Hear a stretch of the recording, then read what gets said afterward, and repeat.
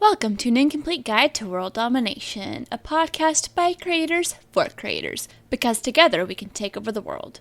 I am your host, Brianna Toiber. This week we have part 2 of our interview with Kelsey Coffman. You mentioned going to the Game Dev Drink Up last time we were talking. Okay, where were we? So I've been laid off for about 2 months now by Endless Entertainment. And during that time, I was streaming a lot, and I was trying to go to meetups. I was still involved with BA Game, which is SF, Bay Area Women in Games. But I still don't have a job, and I've been applying. And all of a sudden, I see like another Game Dev Drink Up meetup that's run by Warren Price. He works at Ubisoft. And I'm like, okay, I'm exhausted. I don't know if I want to go, but dang it, I'm going to go no matter what. I just want to go see where it is. So we head to San Francisco at a place called the Emporium. And for those who've never been to the Emporium is a bar arcade. And it's not a dive bar. It sounds awesome. It's about, I'm going to say 2 to 3 stories, just because how the layout's set up, it looks like it's 3 stories. You have, when you walk in, it looks like it's just some really neon lights a little bit. There's some really cool graphic art on the walls. And then you go past some of these hallways and boom, you have this huge floor of arcades that you've seen in the 80s and 90s. Like you have Teenage Mutant Ninja Turtles, you have the Simpsons game, you have little basketball games. There are arcade games I never heard of, which is pretty fun for those that love playing arcade games. And then you also have on the walls, like huge, like almost movie size screens of them playing sports or music. And people are just having a blast. It is only 21 and over, so unfortunately, those that aren't 21, they can't go in the Emporium because you have to buy alcohol and stuff. But you're allowed to bring food. So I asked about, hey, I want to go to this Game Dev Drink Up meeting. Do you know where it is? I asked someone, and they said, oh, I believe that's upstairs. So I walk and I find it on the highest platform, and right up on the highest, I shouldn't say platform, but on the highest level. There's this cool railing to look over the arcade area and the movie screens. But there's the group, and there's another bar, and it's always nice. You don't have to keep going up and down the stairs, which is pretty smart. Yeah, because I imagine if someone's 3 sheets to the wind trying to go up and down stairs for more alcohol, that's going to end very poorly. Yes, I agree. That could end poorly. So I go there, and I see Warren, and I get my name tag on. And I remember I met up with some students from the grad program at UC Santa Cruz. It's called Games and Playable Media. That was the program I went as a grad student. Mm-hmm. And I was mentoring some young ladies in that program as well as a undergrad. I think 1 or 2 of them was up there with some of the guys. I think one of them was Nick. And I think another one, I forgot his name, but he's such a cool dude. He had this cool project about using race cars and narrative. I feel bad that I don't remember his name. I remember faces, though. You'll probably remember it later. I probably will. So I see them, and they've, some of them have tried to network. Some of them aren't as good at it, or they feel too nervous. Because everyone can talk to each other. But the question is, are you comfortable enough to go talk to a stranger, especially the network? And that is very difficult, especially if someone's introvert. So. Yep. Oh, yeah. That's when you just find the other person who looks as awkward and uncomfortable as you are and just go talk to them. Yeah, that was a good way to start. I do have another approach. So, I talked to some of them and I said, watch what I'm going to do. I'm going to give you a networking 101 download. And I bet you I can get anyone in here 1 minute to connect with them on LinkedIn. And oh boy, and it was exciting time. So I had them come over. I said, look, it's I'm going to be your wing woman. On networking just to teach you. I said, watch what I do. Mm-hmm. So I kind of look around. And one of the main things I do look for is kind of what you mentioned before is you said you look for someone that might be nervous as you. Well, that's kind of right. But I really look at body language. So when I approach any networking event or meetup, I look at the body language of people around me in the room to say who looks like they'd feel the most comfortable for me to approach them, who doesn't want to be bothered, who doesn't, want to be talked, or who would love to be talking, who's been drinking a lot. So you gotta be careful with that too. Yeah, because that's either really good, some people can handle it, other people, you will never get out of that conversation. Yes, which I also have a way to get out of that too, which It's fun. So I call this Networking 101, and I've told people about this. I've done talk on it as well. A couple of times explain to people this is how you network, whether you're introvert or not. No matter what, even if you feel very confident enough, everyone feels a little nervous approaching someone. There's just something about that, like, I don't know him or her. How am I going to talk to them? Mm-hmm. So always take a deep breath, just get that out of your system, get the nerves. And then what I tell people is, you need to act confident if you don't feel like it. And one of the ways you want to start is you roll your shoulders back. So if you roll your shoulders back, automatically your back is straightened up, you feel straighter. And by doing that, you're kind of telling your brain and your whole body, like, I'm confident and I'm ready to go. So already you're trying to manipulate your mind that you're okay to do this. And that's, again, body language is very important. Not just for seeing people who you can approach, but also for yourself. Mm-hmm. Next, you find your target. Maybe I shouldn't say target. You find the person you'd love to network and hang out with. Because, like some of these people I've met through networking events, you become friends. So I have Nick and his buddy from the grad school come with me. And I see this one gentleman. So I looked at Nick and others. I said, I'm going to connect with him and watch what I do. So I go up and I introduce myself. Just like anyone, we're going to go through Networking 101. Whenever you approach someone, which I'm going to approach this gentleman, you want to make eye contact and shake their hand. So you shake their hand and you say, hi, my name is Kelsey. What's your name? And he or she might respond back. Now, everyone knows when you're at a networking event, this is going to happen. So people kind of expect it. That's why they're a little bit more open for you coming up to them versus non-networking events. Mm-hmm. He shakes my hand. He's like, oh, hi, I'm John. Next, after you do that, you have to remember in America, people are more straightforward about what they do at working. If you're in another country, I would advise just kind of look culturally if that's appropriate. You might have to change it up. But in America, it's okay to ask what you do for a living. So I asked the first question. I said, hey, where do you work? What do you do? And he tells me that he's a designer at a company called Other Ocean. And I get very curious. After the first question he asked, you're going to take something from that conversation, not only the position that he's asking, that he says he's doing, and respond to the next question about it. So, he tells me that, oh, I'm a designer at Other Ocean. And I tell him, it's like, oh, that's cool. Because he asked me what I kind of do. And I said, oh, I work on indie games. I help run ball games. And then I asked, so you said you're a designer at Other Ocean. What's your favorite thing about being a designer? Now, this is a key thing to do, to ask about the position, in my opinion, because one, by you asking what's your favorite thing about it, instead of going straight to the question like, hey, do you have job offerings? It's really rude if you go straight to job offering. People don't always like that. They kind of close down more. But if you kind of ask about the position and more about them, they'll feel more comfortable to talk to you more. And at the same time, you get a little curious. It's less of a, hey, what can you do for me? And more of a, hey, I'm interested in talking to you as a person and a human being instead of a potential way to get employed. Yes, that is true. Yeah, people want to feel comfortable. So at the same time, I'm going to build up this guy's confidence and comfortable with me while I talk to him. So I ask, what's your favorite position about being a designer at Other Ocean? And he tells me a little bit what he does as a designer. He says he's worked on Capcom games. He works on console games, and it's really exciting. And he really loves it. He does some level design. Once again, how he answers it, I'm going to pick another little detail he tells me. I'm going to ask him again about it. So if he talks about something specific in design, now I'm going to ask about it. So it's like, oh, you do level design. What do you like about level design? Again, I kind of ask more about the details and what he's doing to make him feel more comfortable with me and to make him more friendly and, to kind of like have more of a natural conversation. He tells me what he likes about level design. And so now you can also, a third time, you can pick the second answer he gives you and ask again about it, or you can end it right there.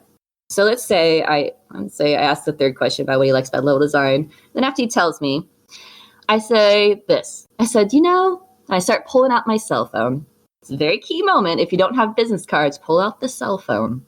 And I said, it's like, I love to continue this conversation. Maybe we can talk a little bit more, but I was also curious about something else. So now I do have the cell phone out, but I'm not going to show my LinkedIn app because I want to ask the question of, are they hiring? Now you can ask. After the 2 or 3 questions you ask him or her, you can ask about if the job that he has or his company that he works at or her, do they have openings? And so I asked, I said, hey, is Other Ocean looking for anything particular? Like, are there any job offers? And of course, John asked me, he's like, well, what kind of positions are you looking at? And I said, well, I do production. So, any producing work, I can design as well, levels, puzzles, narrative, anything in there would be really good. I said, technically QA as well, if I really need to. So he thinks and he says, he's like, we actually do have an associate producer opening at Other Ocean. He's, I wouldn't mind if I pass on your name to the person that's hiring, he said. I'm like, oh, that'd be great. He's like, awesome. He's like, let me go ahead and, it's like, you send me your resume, cover letter, what you need, and I'll pass it over. I said, perfect. Now that I have this, I kind of have the hook now. Mm-hmm. Once again, I have myself in my head. And I tell him, it's like, I love to continue this conversation, but I need to go do something else real fast. Can we connect on LinkedIn? This is very vital. So when you ask about if you can connect on LinkedIn, or you want to connect, you pull out your phone with the app LinkedIn ready, or you take out your business card. I recommend LinkedIn a little bit more because 1, you don't have to spend money on business cards. 2, you're more likely to get people connected because they will search their name and connect with you. And they normally will have the app on their phone and they can connect back very quickly. Mm-hmm. So that's my recommendation if you don't have business cards. And it's really easy to lose business cards. Oh, yeah, it can be. It can get pricey, too, if you are in a rush. Yeah. There's also the added benefit of they kind of have to connect with you, right? That they can't be like, oh, yeah, sure, and then just kind of stick your business card in their pocket and then throw it away when you're not looking. Oh, yes, definitely. So, we connect, and I look over at Nick and his friend in grad school, and I kind of like wink at them a little bit, or I do something like smile just to show them I nod. And they were impressed because I literally took this whole conversation in 1 minute. I got connected with a potential work for hire now, I'm thinking. And I do this whole networking thing 101. So to break it down for those like, okay, it's a little too long. Like, what's the whole outline of this? All right, so here's the outline for those that want to network a little bit better, whether you're introvert or extrovert or maybe in between. I guarantee this will 99% work. Not on everyone, because some people don't want to connect, but a majority of people will after you do this. Step 1, take a deep breath, roll your shoulders back, get that confidence build up in your body. Step 2, approach the person, make eye contact and shake their hand, introducing yourself, and they'll introduce themselves back. Step 2, ask the question on what they do at work. In America, different cultures or different countries, double check if that's appropriate or not. But in America, it normally is. There, see, am I on step 3? Yeah. I'm so tired. Sorry. It is Saturday. Yeah. Okay. Step 3. You're going to take what he answered from the first question about what he does and then ask us a question about the position. Like what is your favorite thing about so-and-so position? Step 4, you're going to take the answer he gets about why he likes the position, and you're going to ask one little detail from his answer. And then step 5 is optional. You can ask, again, the same process. Whatever he answered, what he liked about his position, you can make a new question based on the detail he gives you. Or you can go straight to step 6, is now you can ask if they're hiring. So you don't have to do step 6. That also can be optional, because if you have a job already and you don't want to look for work, that's fine. But for those that are, now is appropriate to ask if they're hiring at his or her work. Yeah. And then step 7 is the closing deal. You want to go ahead and take out your phone, or you want to take out a business card, either get them on LinkedIn or trade business cards with them. And if you're using business cards, say this, like this is what I recommend. Just say, hey, can we trade cards real fast? And just bring out your card. Instead of saying like, let me give you my business card. You can say business card, or you can say, let's trade cards. It kind of sounds cooler in my opinion. And I've used that tactic. Mm-hmm. Or you can get them on LinkedIn. Plus with trading cards now, you have their contact information. Yes, that's true. And then step 8 is very, very good one. You want to end with a handshake. So with John, after, we linked in and everything, I shook his hand. I said, thank you, John. I look forward to seeing you again. And you walk away.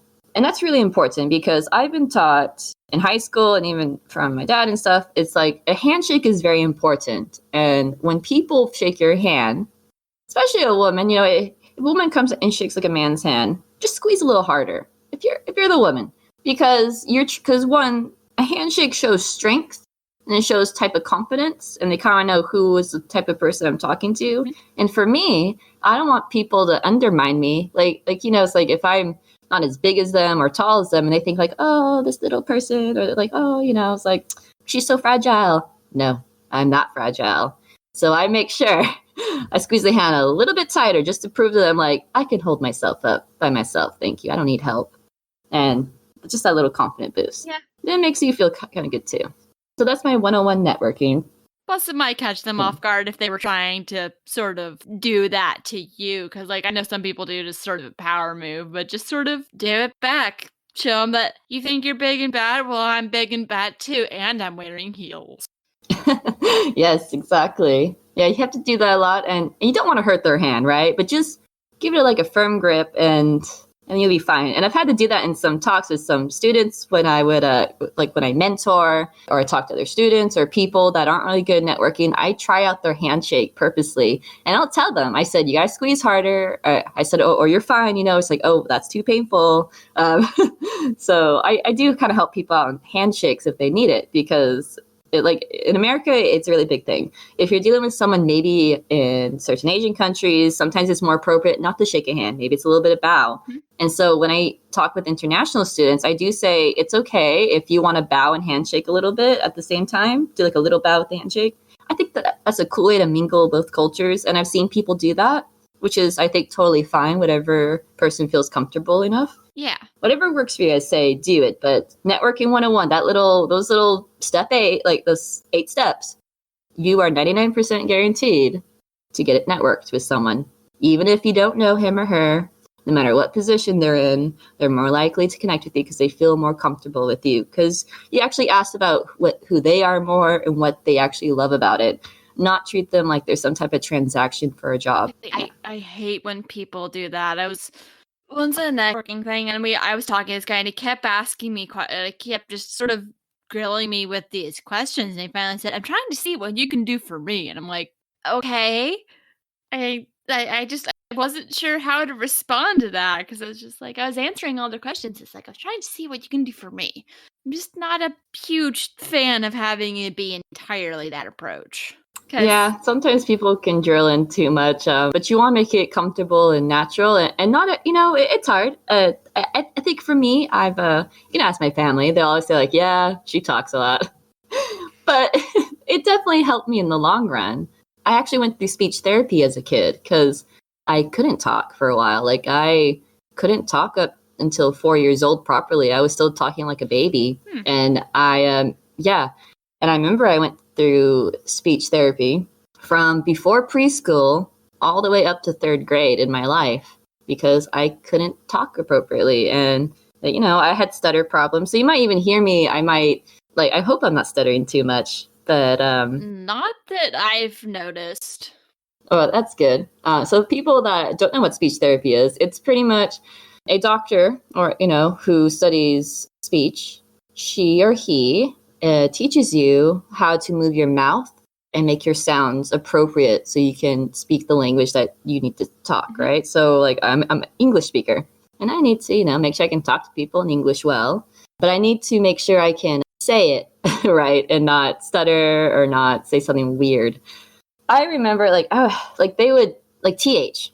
I couldn't say that thought really, really good because it was really hard. And sometimes there are some words I couldn't say that it would frustrate me because I couldn't say them out of my mouth. And one of the reasons why people do stutter is I found out years later is when people stutter, it's because they're thinking what to say comes a lot faster in mind before their words can be produced. And that's why people stutter.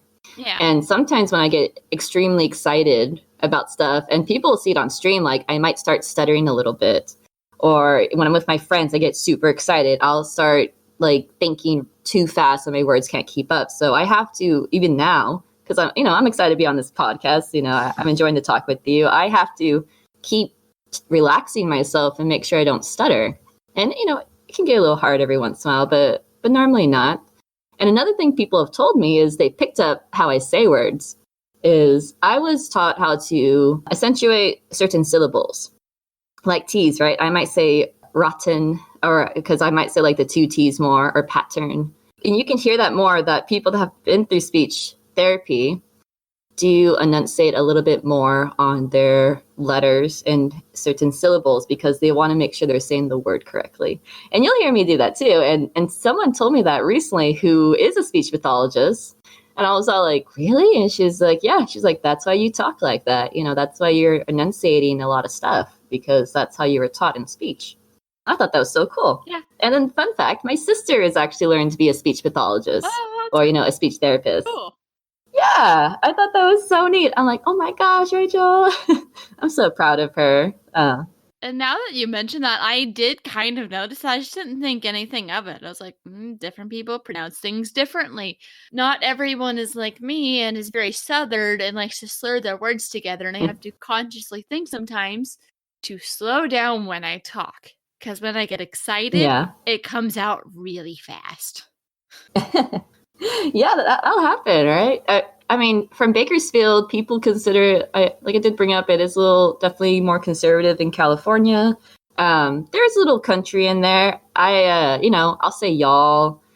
I grew up saying TV changer, and okay, I thought this was a legit thing. And then I remember when I got older, people were saying like, "Why are you saying TV changer? It's a remote control." I was like, "What do you mean? What was the difference?" And I think people forget that wherever you live, there's always going to be some type of colloquialism. You know, there's some type of slang words or phrases that you pick up in your hometown where you're living.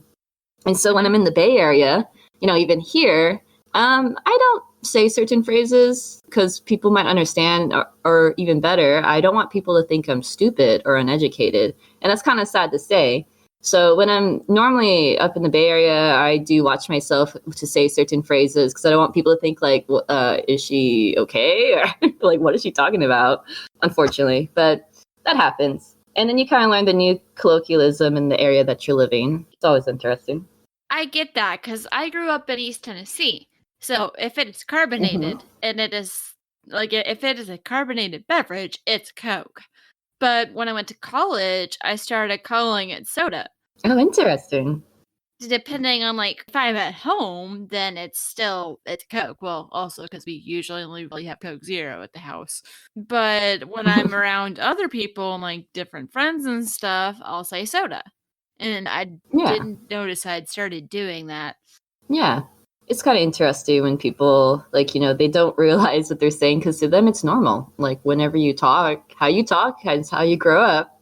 You know, you're going to keep some of that with you forever. But yeah, you know, you have to say soda when you're at college. Yeah. I didn't even do it intentionally. I don't even know when I started doing that. But another thing I noticed is, like, there's a lot of Southernisms that I know. And so, like, I've been listening to this podcast, King Falls I Am, and one of the characters said something about more nervous than a long-tailed cat in a room full of rocking chairs. I'm like, that's an actual Southernism. And I'm like, I know that one. I got really excited for a second. I like that. I might have to, I want to kind of say that now. It's kind of cool. There's a lot of really fun Southernisms that people don't even know.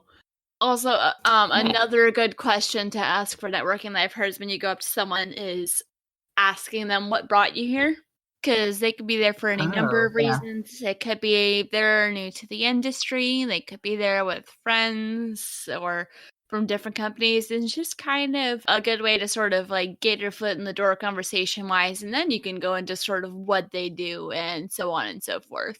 It's just another approach. That's a pretty good question. I've never had someone ask me that, and I've never asked someone that question, but that is a pretty good question. I would definitely agree with that one. You know, what brings you here? Yeah, not gonna lie. I stole that one from Mark Simon. Yeah, that's totally okay. You know, I think the saying goes is like, why fix something when it's already fixed? Yeah. But, you know, I don't know if that's the whole phrase, but it's something like that. If it ain't broke, don't fix it. There you go. If it ain't broke, don't fix it. Yeah, it's a good one. So I'm curious, what are some of the things you're working on now? Currently at Other Ocean? Or just in general? Or things that you've worked on recently, both professionally and maybe on the side? All right. Yeah, I could definitely answer that question. Did you want me to continue how I got into Other Ocean? Oh, yeah. Or do you want me to just start? Actually, yeah, I would like to hear the rest of that story, and then we can sort of look at what things you're working on now. Yeah. Okay. So I get connected with John from Other Ocean. I show the grad students what it's all about. And, I kind of go talking and networking with people, same way as I do with everyone. And then so the next day, I'm pretty tired, but I'm like, it's like, I'm going to hit up this guy, John. I'm really going to make sure I'm going to send him my resume and cover letter. So I kind of ask him about the position on LinkedIn, and he kind of sends me a link. And he tells me, he's like, give me your resume and cover letter ASAP so I can send it in to the person that's hiring. And so I look over the position, and it's called Associate Producer Art. Now, so I get a little wary on this because, one, I did not go to art school. I got my major in science degree where I'm more of a coder and a designer, but not art. Can I make art? Sure, I can make pretty stick figures if I need to. I can maybe make interesting drawings if I really had to, right? It would just take me hours upon hours while someone who can like I can really, if I really had to draw, it'd take me hours upon hours. But people that are trained in it would take them a few minutes compared to what I draw. Nice. Mm-hmm. Anyways. So I get a little worried about that because I'm like, well, I don't really do art too much, right? I don't really create art, but I know how to talk to artists. Mm-hmm. From what I've been taught at school, I understand that if I need to communicate with an artist, I have to give them dimensions. I guess one example that one of my art teachers had told me is if you're talking to an artist and you say, I want a tree, and that's all you send them, then don't be mad if they give you something that's not what you like because you never explained what kind of tree. How tall is the tree? What is the XYZ coordinates of it? What's the dimensions of it? What color of the tree would you like? I kind of knew the basics on how to talk to artists. And I'm like, okay, so I look over the requirements. I'm like, okay, I can nail some of this. Or like, oh, that's pretty cool, working with maybe external teams and stuff. And so I send in my resume, you kind of beef it up. And a good thing that people should note is you might have like a few different type of resumes. You'll have your resume for design. You'll have your resume for production. You have your resume for QA. You'll have your resume for as an engineer, right? Depending on what disciplines you're very strong in. You're going to go ahead and have different resumes. And then your cover letter is always going to be just a little different, but it should be the same setup. You always introduce yourself. You always make sure you talk about the position that you're very interested in, why you like the position, the culture at the company. And then like your main body of the cover letter is going to be the biggest key. Why are you a benefit to the company? And this is really important. Like, why should the company hire you is that main paragraph in your cover letter, because you want to show them like, hey, if you hire me, I'm going to bring awesome stuff to your company. I'm going to make your company great if you hire me, right? And it's very difficult. So I read something somewhere about write your cover letter, like it's more of a comment geared towards people who play D&D, but it's like sort of adopt the persona of a high elf, and so it's like you're writing this thing like it's a formality, like it's a certain thing that you have the job. Yeah, definitely. I don't mean do that in a way where it's just like, well, of course you're going to hire me, but it's just like, yes, this is why I am great for this job. Honestly, I hate cover letters. Me too. I hate writing them so much. However, I do know that if, let's say, like a person is also going for the same job as me or career job as me, and they don't have a cover letter, I have a higher chance than them because, one, I have now made myself a little bit more personal in the cover letter versus someone only with a resume. Because a resume shows you and your skills and what you did. Mm-hmm. The cover letter kind of reveals more about your personality and how you accomplish with some of your skills. And a one-pager, it should never go past one page. If someone has a resume or a cover letter past one page, redo it. Because I guarantee you have things in there that don't relate to the job description at all. Now, if you're maybe like a veteran in the game industry, right, like over 10 years or more, most likely you still have one resume. But they might be more keen to have a 2-pager because at that point, they've done so many projects that could relate that they're allowed to kind of go on 2-page. But even then, people prefer 1-pagers. So I go ahead and write my cover letter. I got my resume all nice and sharp for me, and I send it off to John. And I wait, it's like, okay, and he tells me that he's going to hand it in. I wait a couple of days, and, I ask back, like, hey, did the hiring person check it out yet? He's like, yeah. He's like, I just gave it to him today. And, I kind of wait. And a few more days later, like, oh, I don't know. And So much anxiety. I hate waiting. Yes. Right. I'm very tired. I'm so sick of job hunting, but I really want to be in the game industry. I really love making games. I'm like, I'm going to do what I need to. And so then I get it. I get the email. And I believe it was from Norm himself, Norm Badillo. For those that don't know, he is a senior producer at Other Ocean. And we have many producers there, but he has like 20 plus years of game industry experience, right? He's been a producer, he's been a designer, but he started off as an artist. So I get an email from him and he wants to know if I can come in and do an interview next week, which I felt like, okay, this is pretty close, like not close, but this is pretty fast, to get into an interview, right? Just, hey, bam, come in next week. Is this time okay for you? And I'm like, okay. And I find out where Other Ocean is located. It's in Emeryville, California. And I live in the South Bay of the San Francisco Bay Area. And let me tell you, getting up to Emeryville, which is close to Oakland, is a little far away. It's about an hour or so by BART, maybe an hour and a half if you count car traveling. So much fun. Road trip. Yeah, I mean, like my last job was in Oakland. So I'm like, well, I mean, might as well. I did it in Oakland. Why not? So I go. And I get off the BART station, and again, for those who don't know what BART is, it's just our little subway and train that people go around in the Bay Area. In my area, we have DART, Dallas Area Rapid Transit, so when you were saying BART, I was like, probably Bay Area Rapid Transit, I'm guessing. Yeah, everyone has their really cool transit areas. Yeah. Oh. So I get off, and I decide to walk to the place. Because to me, I'm like, I don't want to spend money on Uber. I don't know if this Emery Go Round, which is a free bus ride, goes towards the area. I have no idea.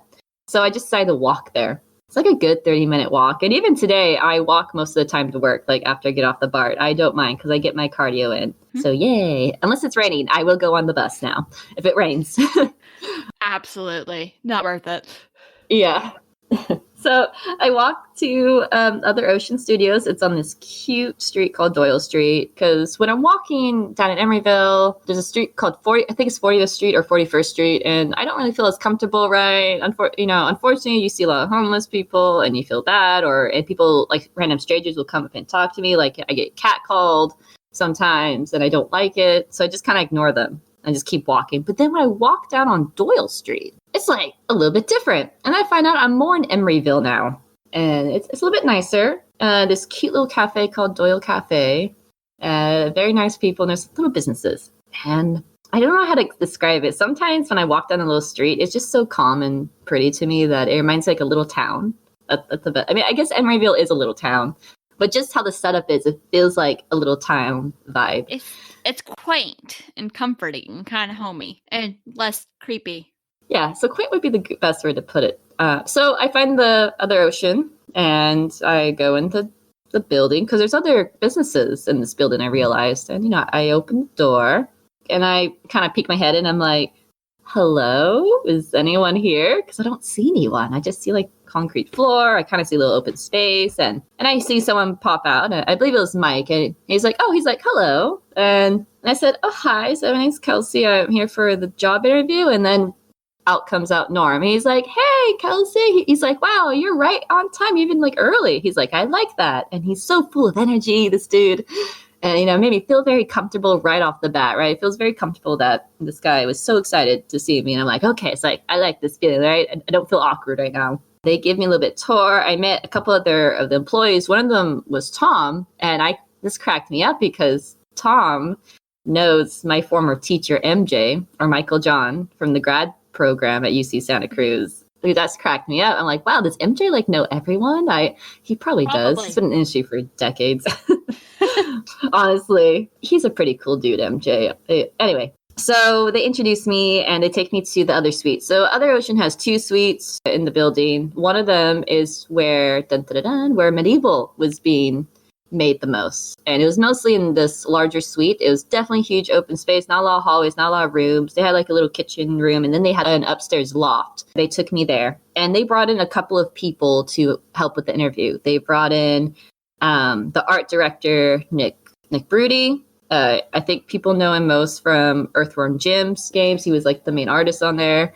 They brought in someone named Emily Chen. She was one of the main animators on Medieval. I think Bobby was there, or or Barbara, but she goes by Bobby. And she was the associate producer on Medieval. And then I feel like Jeff was the executive. I think Jeff was there too to interview me. And he's the executive producer on it. I'm trying to remember. It's been like literally going to be a year ago in March. And Norm, he's there. So, they asked me typical questions, what I do. And I actually, believe it or not, I actually brought in some of my designs for my virtuality game, China Tower, just to kind of show like, hey, it's like, here's some design work that I've done. Just, the paper style of it, so you can check it out. One of the questions I remember Nick asked me was, because I mentioned that I know Unity and Unreal, and I said to be honest.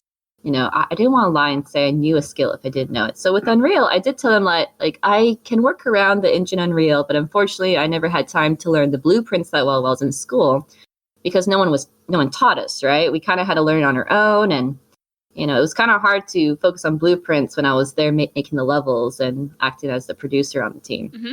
So he asked me this question: do you prefer Unity or Unreal when you're developing? And it's an interesting question because, so I answered it this way. I didn't choose which one I like more. I explained which one I would choose based on what I need the engine for. I said, if I was going to choose Unity, I think Unity is a great way to make a game quickly. It has all the prefabs for you. Even if you can't code, it's still friendly enough for those that don't know how to make a game or understand coding can still make a game and make some cool things. Mm-hmm. However, if I was going to use Unreal, I believe, in my opinion, definitely has the better graphics. It can be a little bit tricky if you don't know blueprints. And blueprints are, I think I explained it before, but I don't remember. Blueprints is pretty much you have these boxes and you use logic to kind of attach a string to each one to make actions. And you can code blueprints. It is C++, but it's just a little different with C++ in it. Mm-hmm. And I said that, visually, someone that also doesn't code can pick up that logic too if they want, but it's not as friendly. There's not enough tutorials or explanation with Unreal for beginners. So if you're a beginner, Unity should be a choice. If you're someone that's more comfortable and wants better graphics and even more professionalized, you might want to use Unreal because more studios are using Unreal as a professional engine instead of making their own. Mm-hmm. I like the answer. I do remember Norm one time said an interview because I said, if there, he asked about some production with the team I worked on in grad school, and we were called Dizzy Slugs because of we were VR. And yeah, the slugs is because we're banana slugs for UC Santa Cruz, and you're dizzy because you're wearing a VR headset. And I actually made the little symbol Dizzy Slugs. I was very proud of myself for that one. That's adorable. I love it. You just have this little Oculus thing on the slug's head, and then you see the dizzy stars around its head. It was funny. I explained to him how if we can't finish a task, I just kind of tell them, or if it's a stretch goal, I said, let's put it in the backlog for now. And Norm was so happy when I said that. He's like, look, she said backlog. I really like that. Because I guess for some producers, you have to decide which is the most important task, right? If you're a producer, you're normally leading that specific group or project on it, and you got to make some tough decisions. Sometimes you got to put your tasks in a backlog, which is more we're going to come back to this, right? We're not going to take it off the table. We're not going to delete it. But if we have time, let's go back to this and check it out, which is what the backlog is. So I go through the interview process, and all of them ask me questions, and they always ask if I have questions back. And you should always have a question or two held up so you can talk to them about it. You should always ask them a question. If you don't have any questions at all, that's not always going to look good on you from what people have told me and from experience. But I always made sure I had questions because I paid attention in school when they did that. I always do too, but I have a bad habit of getting the questions in before they ask if I have any questions. So the best question I would ask, if anyone has no idea what to ask, especially after the job interview is about to be over and you have no idea what to ask, always ask this one. It's hey, I'm really curious about the culture at the company. How would you describe what the culture is? And which is kind of good because at the same time, they might be interviewing you, but you in a way are interviewing them. Yeah. Sure, it company seems good, but if you find something that doesn't really align with you and you really feel uncomfortable, you might not want to work at the company. Now, if you're someone that's trying to break into the industry, unfortunately, you might have to just take positions you don't like at the beginning. I had to do. I had to be an HR assistant recruiter HR. I forgot the title. It was something like that. Yeah. I don't want to do that job, right? That's not what I was trained and went to school for, but I had to get my foot in the door. So if you're entry level, unfortunately, I would recommend just take the first job, be there for at least 9 months to a year. and then start looking for another job, especially if it's not the career path you want. Now, if you're someone that's more veteran in the industry and has been in it for a few years, you don't have to really do that approach unless you're desperately looking for a job. I would say it's okay if you don't want to work at a company if you feel like they don't align with what your beliefs are, or if they don't align with most of it. So, I asked that question too, and I think I asked something else. Norm showed me about this cool little mobile game, one of the projects he was working on, and I kind of checked it out. I think they showed me a little bit of medieval, which is kind of funny because I, unfortunately, have never played medieval when I was a kid, but I heard about it, right? I've always heard about medieval. I remember there was a skeleton person you play with, and I'm like, well, okay, these people are making the remake of it. So I do see that, and then after that, I shake hands with Norm, and I say, I look forward to hearing back from you, and I leave. Stay tuned to next week for the third and final installment of Zero to Game Dev. An Incomplete Guide to World Domination is directed and produced by Brianna Toiber as part of Pseudonym Social, a creative podcast network. Music is by Patrick Chester of Chester Studios. You can find more of his work at chesterstudios.net. If you would like to help support our show, you can find us at patreon.com/pseudonymsocial. You can also leave a review on iTunes to make our show easier to find for those who need it. For more information on the other shows produced by Pseudonym Social, please check out our website at pseudonymsocial.wordpress.com.